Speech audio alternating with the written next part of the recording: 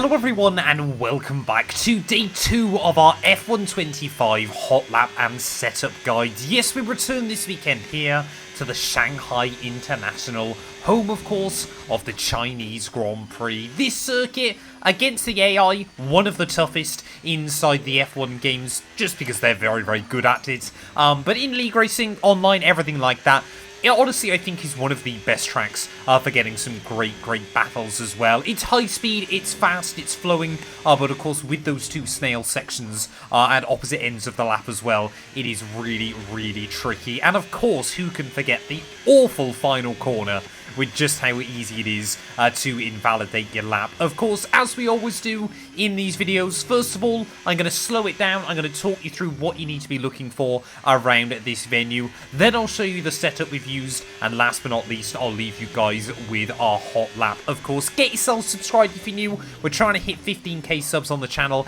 If you find these videos as well, if you find them useful, please do make sure you hit that like button. But yeah, let's get then into a lap. Well, here we are then for a lap around the Shanghai circuit, of course, only recently back on the real-life Formula 1 calendar, but inside the games, it has been around for many years. Open up the DRS out of the final corner. You want to try and stick in the middle of the road as you make your way back down in towards turn 1. If you go to the left-hand side too early, there's actually a horrible bump.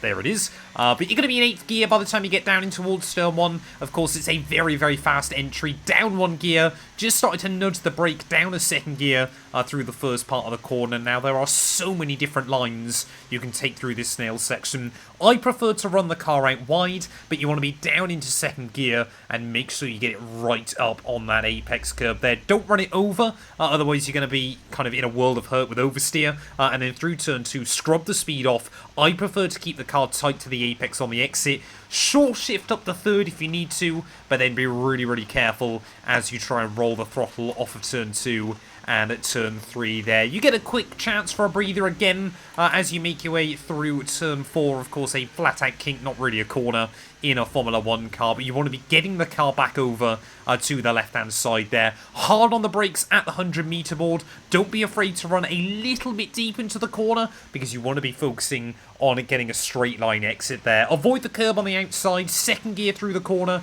short shift to 3rd if you're struggling with oversteer, and then as you make your way back up the hill, one of the fastest corners of the circuit coming up next. Qualifying trim you'll be in 7th gear, race trim I would leave it in 6th. You want to get as close to, but do not hit that curb on the inside there. It will immediately spin the car out, and you will be, again, in a world of hurt. Keep the car over on the left-hand side before you flick it through the right. Cycle down the gears quite slowly into 4th. Don't worry about holding the apex too tight, but make sure you scrubbed off the speed there. The car will understeer slightly, but you want to get it back over to the right-hand side before you get down into 2nd gear in towards the next corner. Undecided whether I wanted 3rd or 2nd there. Again, nice and early on the throttle. Be careful of wheel spin, though, as you make your way off the corner. You want to avoid that outside curb as well, just because in F125 the car will bottom out and you will lose speed off of the corner as well.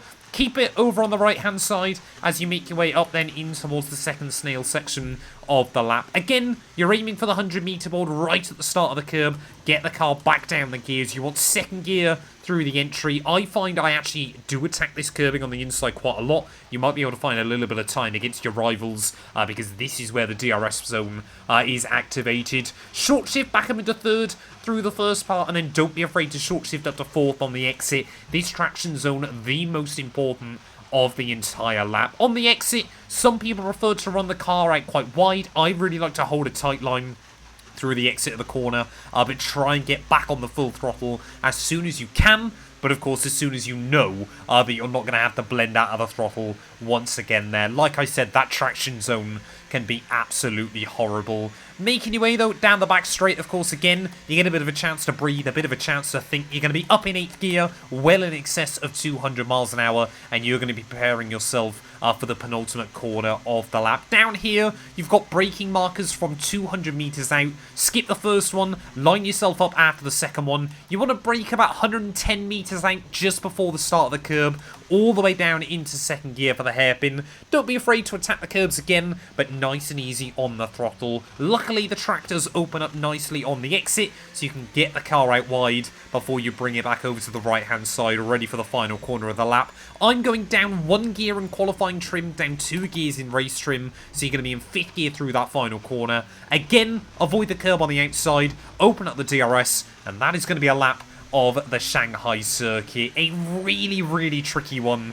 inside the games to absolutely nail, but when you get it hooked up, it does feel fantastic. And there we go then, a lap of Shanghai. Let's head back to the pit lane and we'll talk through the setup. Well, back in the garage then, as you can see, we're about, what were we, just over, well, basically a second behind one of the F1 Esports drivers in Duncan Hoffland there. So pretty happy with the time we were able to do. When we take a look at the setup, quite a few similarities to what we saw in Shanghai, but a few differences as well there. A lot more neutral of a wing setup here. 27-23 is what I've been liking inside the car.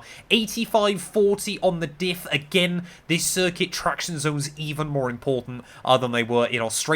So you want that that diff on throttle to be very wide open, very locked. But obviously the differential off throttle, again, you want to keep that quite low, just because it kind of allows the car to rotate as well off the exits. On the entry, of course, to turn 1 and the final corner as well. You can be met with some oversteer. Minus 3.3 front camber, minus 1.9 rear camber, and then the absolute minimum tow that the game will let you get away with as well. Of course, again, that seems to be similar to what we get the meta inside F125. 41.1 for the front and rear suspension. Again, exactly the same as Australia. 1.6 though on the roll bars. So yeah, very, very obviously soft front roll bar, but a little bit firmer on the rear. 22.48 again. Just like I said in Albert Park, if you're struggling kind of bottoming out over the curbs, I would up these to, kind of 25-52 if you're really struggling, but slowly up them. You don't want to go much higher than this. It's not a particularly bumpy circuit with the exception